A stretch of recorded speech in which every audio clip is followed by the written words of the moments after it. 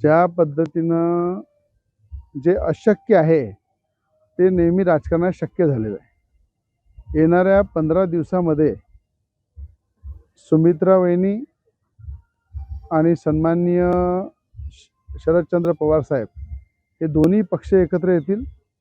दिल्लीमध्ये आमच्या सुप्रियाताई सुळे पाहतील दिल्ली, आणि राज्यामध्ये सुमित्राताई पाहतील।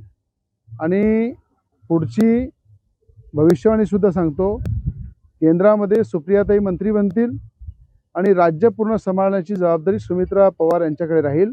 त्यामुळं याच्यामध्ये कुठेही काही जरी असलं तर राजकारणामध्ये जे अशक्य आहे ते शक्य होत असते, आणि 15 दिवसात हे शक्य झालेलं आपल्याला दिसेल। त्याचप्रमाणे उद्धव ठाकरेंनी हनुमान चालीसा जेव्हापासून हातात घेतली, हनुमान चालीसाचा विरोध केल्यामुळं उद्धव ठाकरेंचं मुख्यमंत्री पद गेलं, आमदार गेले, खासदार गेले।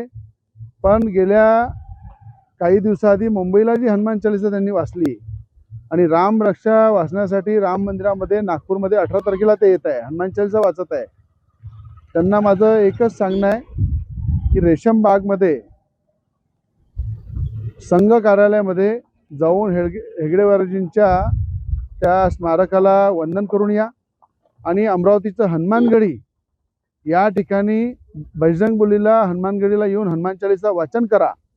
आणि मी तुम्हाला सांगतो, येणाऱ्या काळामध्ये, येणाऱ्या काही महिन्यामध्ये हे सुद्धा चित्र दिसेल आपल्याला की उद्धव ठाकरे आणि एकनाथ शिंदे एकत्र दिसेल।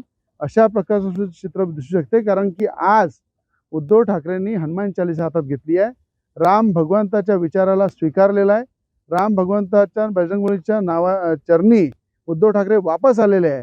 म्हणून हे अशक्य जे आहे ते सुद्धा भविष्यामध्ये उद्धव ठाकरे आणि एकनाथ शिंदेजी एकत्र होऊ शकतात, हे सुद्धा भविष्यवाणी भविष्यातली आहे।